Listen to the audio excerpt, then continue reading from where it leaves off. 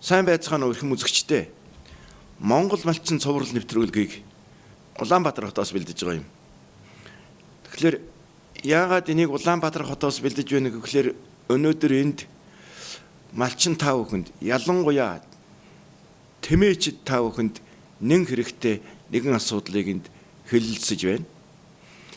Энэ ногоолт төсөл Монголын ноос ноолорын холбооны хамтарсан ийм нэг хурал болж байгаа юм байна, зохион байгуулж байгаа. Энд бол Тэмээтэй аймагуудаас одоо хоршоодын эзэд гэдэг юм уу, дарга нар гэдэг юм уу ирсэн байна. Энд гол асуудал бол Тэмээний ноосыг яаж үйлдвэрт бэлдэх, яаж чанартай түүхий дээр үйлдвэрийг хангаж түүнийхээ үр дүнд яаж өөрснөө Тэмээнийхээ ноосыг үн өндөртэй борлуулах вэ гэсэн гол зорилгыг энэ хоёр зорилгыг нэгтгэж байгаа ийм хурал зөвлөгөөн болж байгаа юм байна л да. Тэгэхээр Монгол улс 50 сая малтай, түүний дотор дөнгөж 349 мянган толгой Тэмээтэй. Энэ асуудлаар маш тодорхой зөвлөгөө тайлбарыг өгүүлэх гэж сайн хуралд илтгэл тавьсан Монголын ноос ноолорын холбооны дэд ерөнхийлөгч Яндан Самбуугыг тав хүнтэйгээ уулзалж байгаа юм аа.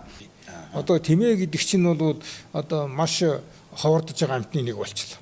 Одоо хоёр бүхтэй Тэмээ дэлхийн нийтийн хэмжээгээр бол нэг 600 мянган байна. Үүний одоо 350 мянган Монголд байна. Манайд байна гэсэн. Талаас илүү. 60 гаруй хувь нь Монголд байна гэсэн. Цаашдаа бол бусад орнуудад хоёр бүхтэй Тэмээн сэрэг хорогдох хандлагатай байна. Тэгэхээр бид бол Монгол улс, Монголын малчид та бүхэн үйлдвэрлэгч бид нар энэ сайхан буянт малаа авч үлдэх, цаашд өсгөн үржүүлэх тийм түүхэн үүрэг бол одоо ноогдож байгаа. Тэгээд Тэмээг өсгөхөд хамгийн одоо гол чухал зүйл нь бол амьдын ашиг. Ямаа яагаад өссөн юм гэхдээ зэрэг ямаанач амьдын ашиг шим ноолуураар өсчихгүй. Тэгэхээр бид Тэмээнийхээ ноосыг л үнэтэй болгож чадах юм бол тэгэл Тэмээ маань өсчихнэ. Энэ бол ерөөсөө ганцхан түлхүүр асуудал. Тэгээд яагаад Тэмээний ноосыг хямдхан байгаа юм гэхээр хоёр шалтгаан байна гэж би сая илтгэлээ л дээ. Энэ дээр бол бүгдэд ойлгомжтой хоёр шалтгаан л байгаа. Нэгдүгээрт нь үхтэй зэрэг одоо энэ Тэмээний бэлтгэсэн им ноос байна, их биеийн ноос. Энд ч одоо нэг 3.5-аас 4 хил хүрдгэмдэ нэг тийм килограмм им ноос л гарч байгаа. Энэ ноосыг үйлдвэр тацраад хялгасын ялгатаа зэрэг ноолуурын гарц нь ердөөл 34-35%. Ийм доогуур гарцтай болчиход байгаа. Энэ доогуур гарцтай байгаа учраас үйлдвэрлэлүүд өндөр үн өгч чадахгүй, өөрснөө алдагдлалд орчих гээд ингээд өндөр үн өгч чадахгүй байгаа. Тэгэхэд ямааны ноолууртай харьцуулахад ямааны ноолуур бол 45-аас 50% гарцтай байна. Тийм өндөр гарцтай байхгүй юу? Нэгдүгээрт нь одоо гарц доогуур нь Тэмээний ноосыг өндөр үн өгч авч чадахгүй байгаа нэгдүгээр шалтгаан нь. Хоёрдугаар шалтгаан нь юу гэхтэй зэрэг Тэмээний ноос өнөөгийн байдлаар их ширүүн бүтээгдэхүүн болчиход байгаа. Ноолууртай харьцуулах. Тэгээ ширүүн бүтээгдэхүүн болж ийн гэдэг чинь худалдан авагчид өндөр үнэхөө байж байгаа. Өө эн чинь ширүү юм бэ гэхэд хямдхан үнэх байдаг. Өөрөөр хэлбэл одоо Тэмээний ноос чинь бараг 4-5 дахин хямдхан байна. Бүтээгдэхүүн ноолуураас. Тэгээд хямдхан бүтээгдэхүүнд орж байгаа түүхийдийг өндөр үнээр үйлдвэрлэгч авч чадахгүй шүү дээ. Тэгээ яагаад ширүүн болоод байна гэхдээ зэрэг тэгээ хялгас ялгахад ерөөсөө тэр ялгсан ноолуурт агуулгаж байгаа хялгасны хэмжээ нь Тэмээний ноосон дээр болохоор 4-5% гарчаад. Ямааны ноолуур болохоор 0.2-оос 0.3. Би өөр 0 гэж шүү дээ. 0.2-оос 0.3. Тэгэхээр эн чинь бараг 20 дахин их хялгас үлдчихэд явах. Тэмээ ноос нь үлдчихэд явах. Тэг хялгас үлдэнэ гэдэг чинь бүтээгдэхүүн ширүүн болчиход байгаа. Тэгэхээр энэ хоёрыг л одоо бид нэгдүгээрт нь гарцын яад дэвшлүүлэх үү, хоёрдугаар яад Тэмээний ноосыг одоо ямааны ноолуур шиг тийм хялгасгүй шахам ялгадаг болох. Энэ хоёр асуудлыг л шийдчих юм бол Тэмээний ноос яг ямааны ноолуур шиг үнэтэй болчихно. За тэгэхээр энэ хоёр асуудлыг яагаад шийдэж чадахгүй байгаа юм гэдэг зэрэг нэг ийм шалтгаан байгаа. Нэгдүгээрт нь энэ хоёр нэг яагаад вэ гэхдээ зэрэг Тэмээний ноосны хялгас үснэ байна. Ноолуур үснээсээ 2 дахин урт байдаг. Тэгээ тэр их урт байна гэдэг чинь хялгас ахал технологи өнө орооцолдоод урт хялгастайгаа ноолуур ус нь орооцолдоод ялгаж чадхаа болчих. Үйлдвэрлэдэг. Тийм учраас тийм өндөр хялгас агуулмжтай гарчаад ингээ ямааны ноолуур юу хялгас өрөөлийн урт нь бол баг ижлэх юм шүү. Тийм учраас амархан ялгагдчих. Хоорондоо ингээ салаа явчих. Тэгэхээр бид одоо дорхно шүү дээ. Дорхно тийм ерөөс нөгөөх нь ингээ хоорондоо орооцолдоод яаж өгөх вэ? Ялгагдаж өгөх. Тэгээ одоо тэгэхээр яг хөвгтэй зэрэг бид ийм санал болгоно. За тэгвэл одоо тэмээгээ юу яая гэж. Хяргаж биш, самнаж бэлтгэе. За. Самнаж бэлтгэе. За самнаж бэлтгэх туршлага хаана байсан хөвгтэй зэрэг одоо сая тэр зөвлөгөөн дээр харсан баг та хятад самнаж бэлтэж байгаа зургийг үзүүллээ шүү дээ. Энд чинь хятад тэнэгдээ биш шүү дээ. Нэг гарцын дээшлүүлэх гээд самнаж бэлтэж яах гэсэн үг. Хоёрдугаарт нь нөгөө хялгас агуулмжийг багасгах яах вэ? За тэгэхээр бид бол ингээ самнаж бэлдгийа хятадч.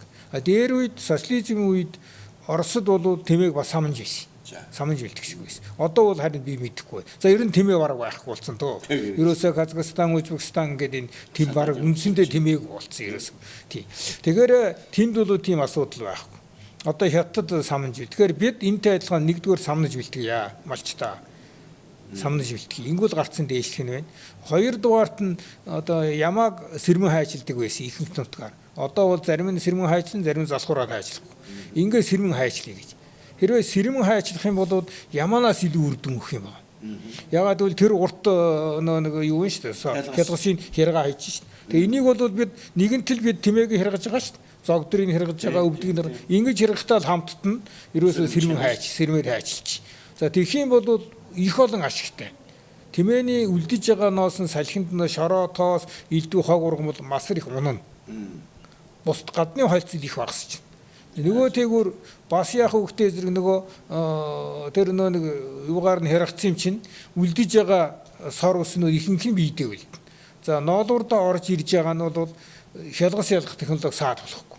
Тийм учраас хэрвээ манай малчид, хоршоологчид тэмээгээ юугаад сэрмэн хайчлаад тэгээ самнаад бэлдчих юм бол нэлээд өндөр үнээр үйлдвэрүүд өгч болно. Ялангуяа ботго тормоны ноос бол явж яг одоо ямааны ноол шиг тийм зөөлхөн бүтээгдэхүүн болно. Энэ бол баталгаатай. Бусад бүтээгдэхүүн бол сарлагын хөөрөөс үнэтэй борлогч болно. Одоо сарлагын хөөр яагаад ингэж энэ дэлхийд даяар ингэж их яригдчих үхтэй зэрэг ямааны ноолууртайг ойрхон зөөлхөн болоод байгаа байхгүй. Хоёрдугаарт манай үйлдвэрлэгч нар одоо ер нь бол энд хэлэхэд тэмээчдээс сарлаг үйлдвэрлэж байгаа улсууд үйлдвэрлэлтэй арай илүү холбогдоод байгаа. Тэр бас энэ төслийн буян баг. Нөгөө тэгүр ер нь бас тэнд ажиллаж байгаа малчдын бас нэг тийм овсгоо баг. Тэгэж одоо эдгээр чинь хамтарч ажилласаар байгаа нэгдүгээр сарлагын хөөрөөл 10 гаруй мянган төгрөгийн үнэтэй болгож чадсан. Хоёрдугаарт нь бол самнаж бэлтгээд тэрийгээр бэлтгэсэн ноолуурын үйлдвэрэгч авчраад 1% хүртэр агуулмжтай, хялгас агуулмжтай ноолуур самнаж авч чаддаг болсон. Тэгээ одоо зөөлхөн бүтээгдэхүүн хийж. Сая Америкийн нэгдсэн улсын үзэгсэнд сарлагын хөөр үйлдвэрлэгчид нар энэ төслийг аваа явсан. Маш их гайхалтай тэнд улсууд бол шимширсэн. Ийм бүтээгдэхүүн байдаг юм байна сарлагч юм гэж. Одоо ялангуяа тэр хойдлын Канадын тэр хойд Америкийн тэр иргэд бол үзэгсэл нарт улсууд бол гайхсан байна. Сэрүүхэн газар их. Ерөөс энэ чинь гайхалтай бүтээгдэхүүн байдаг юм байна гэж. Тэгээ үнэн хямдах. Ямааны ноолуураас хэд дахин хямдах шүү дээ чинь. Тэгэхээр бид бол яг энэ шиг тэмээгээ бол энэ жилээс эхлээд бол манай малчид, хоршоологчд бол сэрмэн хайчлаад залхууралгүйгээр тэгээд үйлдвэртээ самнаад тушаах хэрэгтэй. Нөгөө дээгүр тэмээ самнахад бас ингэдэг юм шиг. Зөвхөн бид нар их сайн туршааг учраас мэдэхгүй байна. Самнахад харин ч дуртай байж мэдгүй маажж байгаа учраас харин ч одоо ер нь тий тааламжтай их хэмтэн шүү дээ. Их хэмтэн тэгээ тааламжтай харин зогсоод заавал хүлж унгаахад байх вэ самнахад хэрэгж байгаа. Одоо хятадуудыг та нар зургийг хараад тэр босоогоор нь самнж ийлээ шүү. Ингээл босоогоор нь самжихад хүндэж ядаргаагүй, тэмээнд ч ядаргаагүй, ноцолдоод байх шаардлага байхгүй. Хэрвээ туйлаад байвал яг тушнал биз. Тэгэл өөр юм байхгүйгээр ингээд самнаад бэлдээрээ гэсэн юу байгаа. Тэгээ бид бол тэнийг заавар гаргасан байгаа. Тэрийг нь төслийнх нь тараах баг. Та ч гэсэн телевизээр сурталчиг үл их сайн байна. Тэр заавар. Хоёрдугаарт нь бэлтгэлийн стандарт одоо үнэн стандартын хороогоор батлагчин. Тэр стандартыг бас тараагаа тэр стандартны дагуу бэлтгээд өгөх юм бол энэ жил бид аль талдаа ахис гаргана, тэмээ сэргээ өсгөн үржүүлэхэд бас нэг юу эерэг нөлөөллийг бий болгоно. Мачт маань урамшин гэсэн ийм төсөөлөлтэй байгаа. Юу юмсан байгаа. За, эрносыг бид нэр үйлдвэрт ашиглаж чадахгүй байна уу? Чадахгүй. Би нэг юм санаж явдгийг 10 жилийн өмнө байхаа чинь насан жаргалын хөдөөж сайд байхад Дундгов аймагт нэг тэмээчдийн зөвлөгөө гэж бодлоо. Тэрэн дээр энэ улсын их хурлын гишүүн байсан Норжмагийн тогтох гэдэг хүн. Тийм. Нэг хэвс аваадсан да. Тий. Тэгээ одоо энэ үйлдвэрлэл юм бол энэ бүдүүн нарийн гэлгүй одоо технологи өөрчлөөд нэг хийж болдгоо мó гэж шахсаар байгаад нэг хэвс нэхүүлсэн. Тийм. Тэр яагаад цаашаа үргэлжлэхгүй вэ? Нэг л болсон юм чинь цаашаа одоо юун дээр нь тэгэлждэг юм бэ? Энэ нэг ийм зүйл байгаа. Харин бол одоо нэг ийм дээр л яригадаад байгаа юм. Зогдор ноосыг одоо хятадууд бол ер нь тэгэл дундчаар авчаад байна. Хятадууд манай чэнж үчин зогдор ноос хэрвээ урт байвал өндөр нь хүрдэг. Богино байвал бага үнэтэй байдаг. Тийм учраас манай малчид бид стандартн дээр тусгацсан байгаа. Зогдор ноосоо 2 ангилаа шууд. Тэрэнд бол нэг тийм яг байх юм байх. Нарийн байх. Ерөөсөө уртын нэг тийшин шидээд, богино нэг тийшин шидээд. Тэгээ уртыгаа бол бид нар 10,000, 8,000-аар худалдана гэдэг. Өөрснөө үн гаргаад хийлжээ. Богиныгоо бол яг 3-4,000-аар та нар аав гэдэг. Ийм яах юм бол малчид шүү. За тэгээд тэр нөө тогтох гишүүний юу талаар ярьлаа. Ер нь тогтох гишүүн бол өөрөө дундговын билүү дорнговын хүн юм байл. Дундгов эрдэнд л тийм тэмээн дээр өссөн хүн юм байл. Би их хурлын гишүүн байхад нь манай холбоо ер нь их хамтран ажиллаж ирсэн. Ягаад гэвэл Балдан гэд тэмээ судлаач үйл дээ. За тийм. Тэр тэмээ судлаач яг хөвгтээ зэрэг өдрийн сонинд одоо над хайч хүрэн чагаа. Юу Ямааны ноолуур шиг тэмээтэй, мөс ноостой тэмээ байна гэсэн юу бичиг гаргачихгүй. Тэгэнгүүт нөгөө юу гэсэн хэлвэн чи ийм нарийн ноолууртай тэмээ явахад үйлдвэрлэгч бид нар ашигладаг яадаг ингээд тогтох гишүүнийг энэ дээр тусламж хүссэн. Та яваад одоо энэ нэг хүнтэй уулзаад ингээд тэр тэмээ судлаад үйлдвэрт авчид туршаад ингийн болоод бид Ямааны ноолуур шиг үнтэй аваа тэр тийм хэрвээ тэмээний ноос байдаг юм болов. Тэгээ тэр нэг явсаар байгаа сүүлдээ бас нэг тийм үрдэн өгөөг юм аа. Би ч өөрөө тэр хинтээ 2 хоногдоо уулзсан юм. Өчи хинтээ. Тогтохтой юу? Тогтохтой. Өчи биш ээ. Нөө тэмээ судлаачтай. Балдантай чи аваад ирээч. Бид нар үйлдвэр туршия гэдэг. Нэг л болж игөөгүй тэгээ суларчсан байгаа. Сая бид нар энэ заавартаа тэр хэний тэр судлаачийн материалыг бас уруулсан. Ягаад гэвэл тим тэмээ байхыг үүсгэх арга байхгүй. Ягаад гэвэл Говьалтай төгөрөг сумын бүр хашид дээр үе малчид бол одоо яриад байгаа юм. Юу ихтэй зэрэг хосогдортой тэмээ бол бусад тэмээнээс маш нарийнх нь бол уртай шүү гэж. Мягдгүй. Тийм гэтэл өнөө тэр тэмээ судлаач хиний юун дээр тийм юу байхгүй байгаа. Би яг наад чи танаас тусад нь ялгаж асуух гэж бодож ирсэн. Одоо жишээ нь галбын улаан. Яг үнэ. Танай хэцийн хүрэн. За ламын гэгэний жижиг шар. За цаашаа төгөргийн төхөн тонголгийн дохосогдор. Энэ дөрвөн одоо юу гэдгийг омогч гэдэг юм уу да дотор нь тийм ээ.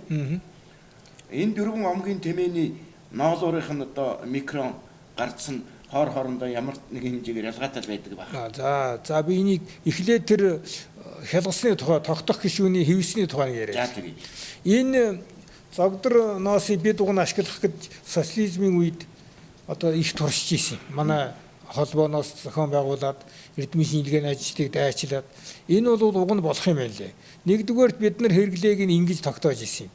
Юу нөө хевсний чинь суур утас нь олсон шүү дээ. Энийг зогдроор хийгээд. За. Тэгээ хийж болж ирсэн. Хийгээд ингэж яаж итэр чинь яасан мөртөө зэрэг гаднаас авж байгаа олсон утасны үнэ нь манай дотоодоо үйлдвэрлэсэн зогдроор хийсэн утаснаас суур утаснаас 2 дахин бага үнэтэй болчихоо. Ингээд нөө зах зээлийн шилжилтийн үе таарсан учраас бидний энэ ажил ингээ хаагдсан.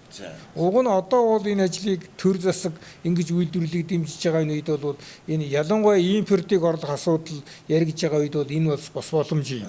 Яагаад энэ боломжийн гарч ирж байгаа вэ? Одоо гаднаас орж ирж байгаа дотоодоо үйлдвэрлэл боломжтой бүтээгдэхүүнээс татварыг нэмэгдүүлэх юм юу засгийн газар дээр бол яригдж бараг шийдэгдэх гэж байгаа. Тийм байх. Тий. Энэ шийдэгдчих юм бол эн чинь аяндаа тэр утасчийн үн чинь нэмэгдэхээр бид технологи бол бэлэн байгаа юм байна шүү. технологи бол байгаа болох юм ямар нэг хэлбэрээр болох юм. Зүгээр тэнд зогдорноос бол агшилтаараа ихт юм л олсоос. Ягаад гэвэл хевсний өргөн нөгөө гүйцэн босруулалтын явсанд арай илүү агш юм байл. Тэрийг бол нэг ихтэй тавьж өгөөл тэгэл энэ бол болох ийм ажил яаж байгаа. Нөгөө тэгвэр хевсч гэсэн бол бид тайраад хийлгэсэн. Тэгээд тэр тайраад хийлгэн гэхдээ зэрэг чинь хөдөлмөр эзлэмж нь асар их болчихсон байл. Бид тэмээний энэ бие ноосыг ч гэсэн тэр хяргасыг гараар хяргуулж исэн бид тэр эрмэлдээ. Өнөө хялгас агуулмж багасгах гэж. Тэгээд тэр үр дүн өгж болохгүй мэлээ. Ерөөс бүтээл гарахгүй мэл.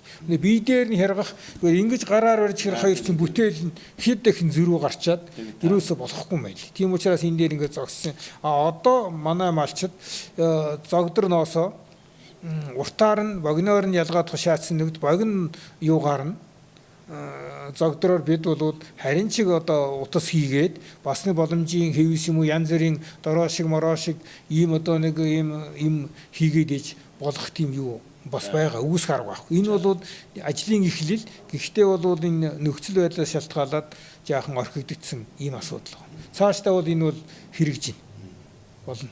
Тий. Тэр дөрвөн омгийн тэмээний одоо энэ төсөл хэрэгжүүлсэн нэг үр дүн бол бид нар яриад байгаа ийм үр дүн гарна. Энэ тэмээ хоорондын одоо зөрүүнүүдийг биднэрт бол нэг ийм ойлголт байдгийг. Тэрийг бас шалтгааны судална.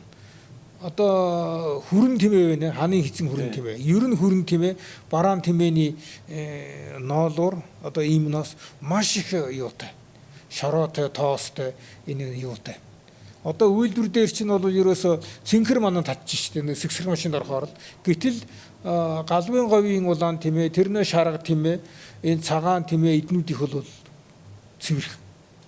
Тэр одоо юутай холбоотой байдгийг тэрийг бол бид нар одоо судлаад тогтооно. Төхөн тунгалгийн тэмээний хувьд бол одоо манай энэ төслийнхэн энэ хавар явна. Тэр суур малчиттай уулзна.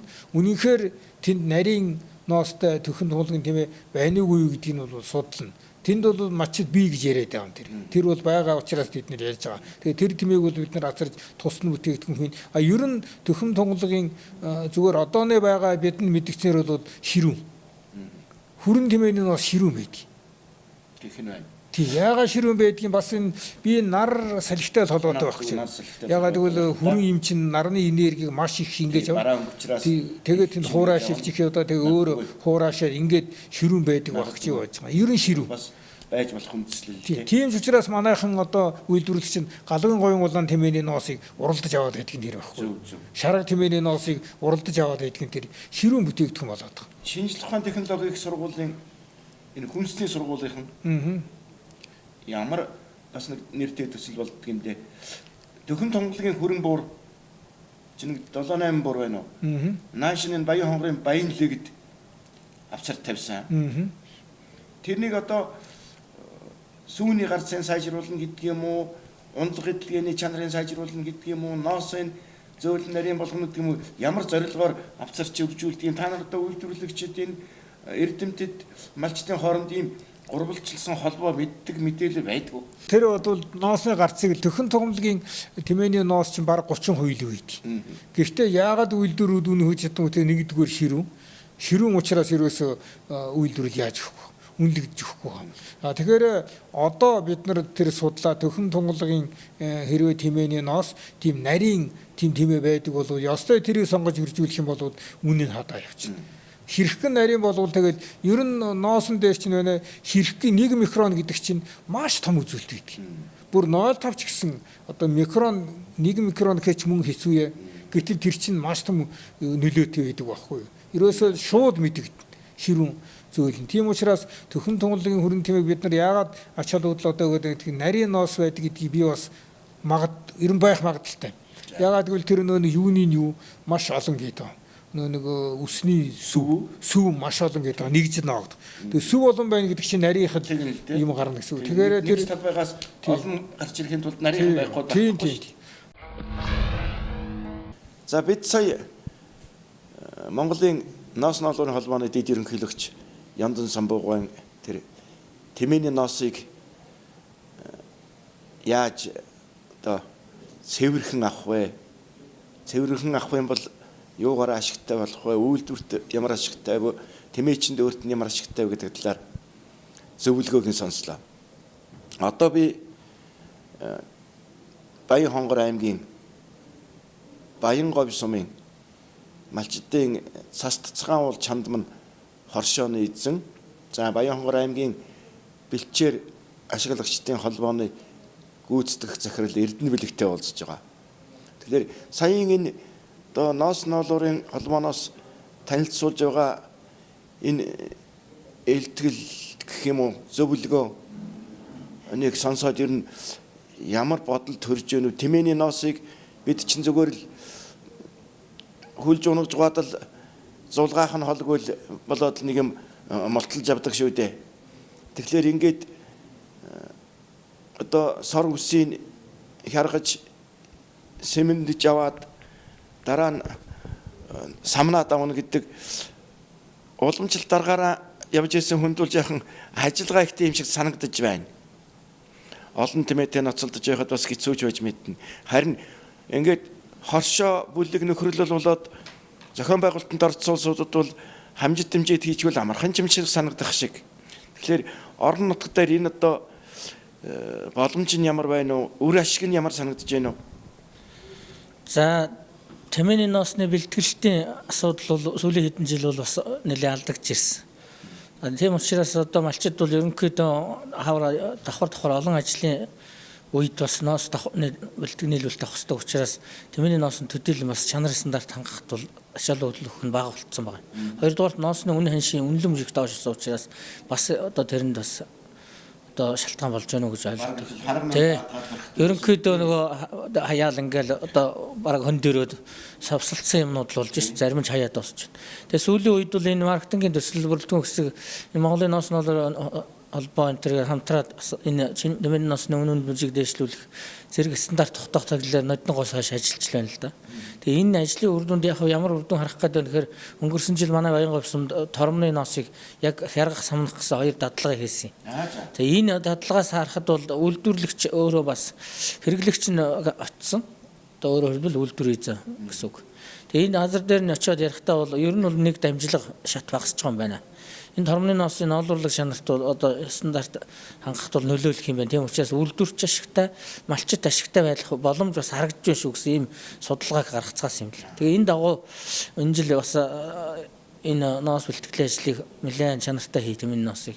Тэр тусмаа тэр маш нарийн микронтой торм нэг настай одоо бидний нохтон торм гэж ярьдаг энэ тормны ноосыг бас анхааралтай авч байгаа юм байна. Тэгээ бус ноос энэ бол одоо 1-2 гэсэн зэрэг тогтоож стандарт тогтоохоор ажиллацгааж байгаа юм л л.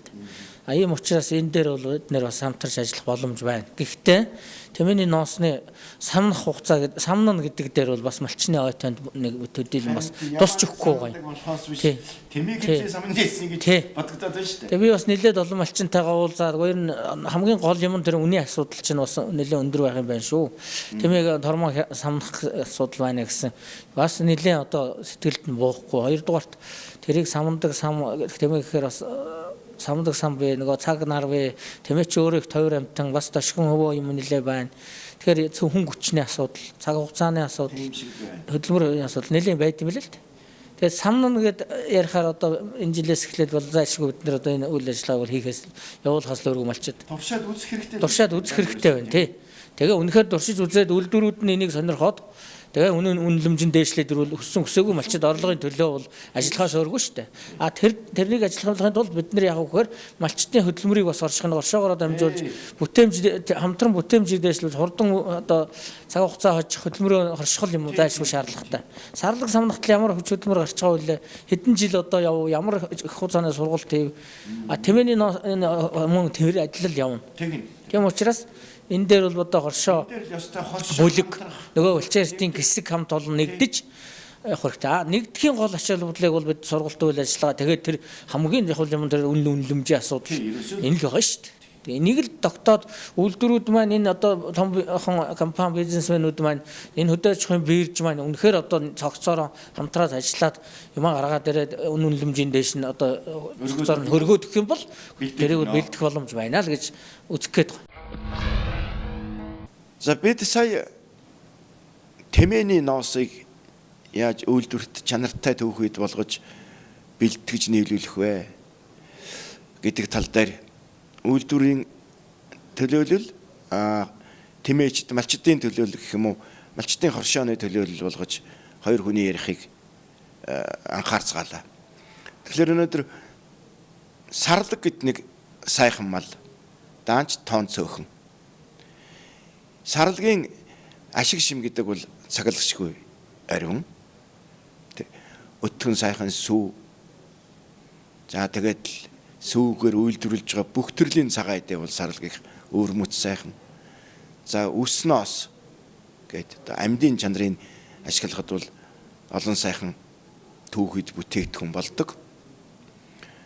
Тэгэхээр Архангай аймгийн Их Тамир суманд хангайн бүсийн мал аж ахуйн эрдэнэ шинжилгээний хүрээлэнгийн хүрээлэн байж ажилддаг юм. Тэнд бол сарлагын судалгаа төрөл бүрээр нь хийдэг ийм газар байгаа. За сарлаг ихтэй нутагт ирнэ сарлагын ашиг шимийг аль хэрэг хүртэж байдаг юм. За энэ талаар Архангай аймгийн бэлчээр ашиглагчдын холбооны гүйцэтгэх захирал за баялаг хангайн сор дундын хоршооны тэргүүн Жамбал орчтой уулзж байгаа юм. За би одоо энэ сарлагын хөвөрийн нэмэн өртөг сарлагын хөвөр дээр бол ерөнхийдөө 5-6 жил үйлдвэрүүдтэй малчдтай хамтарч хоршоогоор дамжуулж ингэж ажилласан. За тухайн үед бол ерөнхийдөө 2009 онд бол сарлагын хөвөр үнэн 1 кг нэг 7-800 төгрөгийн үнэтэй самансан хөвөр нийт гарцсан нь бол ер нь аймгийн хэмжээгээр нь 3-4 тонн самансан сарлагын хөвөр гардаг байсан. Малчид маань одоо сарлагаа бол их бага самандаг ерөнхийдөө хяргацдаг голдуу нэг тиймэрхүү байсан. За ерөн малчтаас одоо би Арангай аймгийн Тариад суманд бол хоргон мишэл хоршоог байгуулсан малчтынхаа сарлагын хөврийг одоо самансан хөврийг авч үйлдвэрүүдийн үзэсгэлэн дуудлага худалдаагаар орж бас өртгөө нэмэгдүүлж малчтад бас нэг орлого нэмэгдүүлэхдээ жоохон ч гэсэн орлого нэмэгдүүлж ингэж ажиллах юмсан гэсэн зорилт тавьж ажилласан. За ерөнхийдөө бол бас сарлагын хөврөө бол бас саманж нэлээд сурж байгаа. Сарлагын хөврийн үнэ бол жилээс жилд нэмэгдэж байгаа. Энийгээ дагаад малчтын орлого бол бас сайхан нэмэгдэж байна. За ерөнхийдөө бол цаашдаа бол одоо үйлдвэр одоо хоршоодыг бол одоо хамтарч ингэж зөвлөгөө хийж байгаа энэ ногоолт төслийн маркетингийн бүрэлдэхүүн хэсэгтээ бол маш их баярлж байна. За тэгээд бол ер нь сарлагын самансан хөврийг одоо цаашдаа өнгөөрн тэгээд ангилж ялгаж нэмэн өртгөө нэмж малчтад орлого улам нэмэгдэх тал дээр өнөөдрийн зөвлөгөө ярилцж байна л да. Тэгээд бол ерөнхийдөө биржээр хөврөө дамжуулан үйлдвэрүүд өгөх юм бол бас боломж байгаа юм байна. За тэгээд энэ биржийн үйлдвэрүүдтэй ингээд хоршоодууд бүгд ингэж хамтарч зөвлөгөө хийгээд сууж байна. Тэ. Ер нь сарлагыг самнаад ноолуурыг гаргаж ирэхлээр гадагшин та нар гадаад руу бүтээгдэхүүн болгож гаргаж байна уу? Түүхий чигээр нь гаргаж байна уу? Дотоод ямар үйлдвэр төгс ямар бүтээгдэхүүн болж байна уу? Тэр нэргээд үнэхээр нэмэн өртөг шингэсэн одоо малчтад өндөр үнээр зарагдаж ашиг олгож чадж байна уу? Ерөнхийдөө одоогийн байдлаар бол бид нар Арангайд сарлагын хөврийг төвлөрүүлж авч байгаа. 2014 оны байдлаар нэг 25-6 тонн сарлагын самансан хөвөр аймгийн төвдөр төвлөрүүлж энэ үйлдвэрүүдэд гэрээ хийж өгсөн. За үндснийхээ одоо үйлдвэрүүдэд өгж байгаа энэ дээр сор гашмэр тэгээд говь уучин тэгээд баялаг үлзий компанид нартай хамтарч гэрээ хийж сарлагын хөврийг авдгийн. Тэгээд энэ үйлдвэрүүд манай өөрснөө энд анхан шатны боловсруулалт хийгээд тэгээд одоо бүтээгдэхүүнээ хийж одоо дэлхийн зах зээл дээр гаргаж байгаа. Ерөнхийдөө бас түүхийгээр нь ч гэсэн бас өгж байгаа л да. Нодон би одоо Английн Тэнгэр компани гээд одоо тэр компанитай гэрээ хийж нэг тонн хөвөр бэлтгэн нийлүүлж өгсөн. За тэгээд тэр компани бол үндэсний үйлдвэрүүд дээр бас анхан шатны боловсруулалтаа хийгээд ингээд гаргасан байгаа. Ерөнхийдөө бол цаашдаа бол бас дэлхийн зах зээл дээр энэ сарлагын гашмэрийг бас ямааны ноолуурын хэмжээнд авчиг гэсэн зорилт тавиад ажиллаж байгаа. Тий. Тэр нь эргээд одоо малчин шагдар сүрэн дээр үнэн агсан байдлаар тусч чадж гэнэ үү? Хэд хүрч чинь сарлагын хөвөр? Ерөнхийдөө бол хоршоогоор дамжиж энэ сарлын хөвөр борлуулалт нь бол бас нэлээд үр дүнтэй явагдаад байгаа. За жишээ нь би одоо Арангаа аймгийн Тариад сумаас хамгийн анх нэг 6-700 кг хөвөр 2009 онд авч ирсэн бол өнөөдрийн байдлаар жил болгон одоо сарлагын самсан хөврийн зөрүү ашиг хоршооныхон гишүүдэд тараадаг. За энэний үүднээс ч малчид өөрснөө ч сайхан хамтар зүтгэж бас ажиллаж байгаагийнхаа үр дүнд бол сарлагын самсан хөвөр бол ерөнхийдөө одоо нодингийн байдлаар бол 14 мянга болсон. За ингэхдээ яг зах зээлийн ханшаар яг одоо энэ ченжер дамжуулаад авж байгаа ханш бол тухайн орон нутгад бол ер нь 12 мянган төгрөгөөр байсан. Тэгээд үйлдвэрүүдэд одоо бид нар одоо ангилан ялгаж бэлтгэн нийлүүлж өгснөөрөө 14 мянган төгрөг өгж эргээд одоо малчтаас 2 мянган төгрөгийн зөрүү ашгийг одоо улсын ноосны ашиг хуваарлаж 2 мянган төгрөгийн яг тэрүүн шиг одоо сарлынхаа зөрүү ашгийг бол малчтаа бид нар голгож өгж байгаа. За энүүгээр бол яг нэгдүгüүртээс малчтын өөрснийх нь амжиргаа нэмэгдэнэ. Хоёрдугаарт бол энэ үйлдвэрүүдийн одоо бас гарцсан нас нь сайн нэмэгдэж байна гэж байна. Хуучин бол одоо сарлагын самсан хөвөр чи 20% байсан. Тэгээд энэ жил бол одоо 32% хүртэл бас гарцсан нэмэгдэж байгаа байхгүй одоо англи ялгалтанд орсноор. За ингээд бас үйлдвэр малчтын бас нэг 2 мянган төгрөгийн чөлөө зөрүү орлого аваадахаар өөрийнх нь бас тодорхой хэмжээний амьдралд нь бас нэмүртийг шингэжиж байгаа шүү дээ, тийм ээ. Тийм ийм маягаар одоо ажиллаж байна да. За бид ингээд Монгол малчин нэвтрүүлгийнхээ нэгэн дугаараар сонирхолтой гэж хэлж болох байцаар ийм сэдв хөндөж ярилцлаа. Юу гэхээр бид өнөөдөр тэмээгийн самнах хэрэгтэй болж байна. Энэ бол магадгүй олон малчдын чихэнд сонсогдохдоо тийм жаахан хөндөй байж мэдэх. Бид хэдийгээр уламжлалт технологи арга гэж их ярьдаг ч гэсэн өнөөдөр үйлдвэрлэлд бэлтгэн нийлүүлж байгаа түүхийн эдийн чанарыг хичнээн сайн байлгахаас өөрсдийн алган дээр тосох мөнгө төгрөг амьдралд ирэх ашиг орлого илүү болох ийм учраас үйлдвэрт энэ цагийн хөлд нийцэж бас арга технологи өөрчлөх хэрэгтэй байна. Тэмээгийн самнаад үзье. Ялангуяа эхлээд ботго тормоон самнаад үзье. Дараа нь том тэмээгийн самнаж сурах юм билүү. Ямар ч байсан ихний ээлжинд туршаад үзэх нь зүйтэй санагдлаа. За сарлагын тухайд бол нэгэнт хамтарч хөдөлмөрлөөд сурчсан энэ Архангай аймгийнхан бол ялангуяа их тамир өндөр улаан энэ Тариад гээд энэ сумдынхан бол малчдын бүлэг, хоршоо, нөхөрлөл юу ч гэдгийг одоо тэр цэгцэрсэн зохион байгуулалтанд орчихсон хамтарч асуудлаа шийдэж сурч байгаа ийм хүмүүс учраас сарлагын самнаад улам илүү сайхан нарийн ноолоор гаргаж авч сурсан байна. Тийм учраас энд бол зоо одоохан бусад харин сарлагтай газрын улсууд энэ үнийг дуурайх хэрэгтэй юм шиг санагдаж байна. Ингээд малчин нэвтрүүлгийнхээ энэ дугаарыг үгээр өндөрлөе. Дараагийн нэвтрүүлэг хүртэл баяртай үзэгчтэй.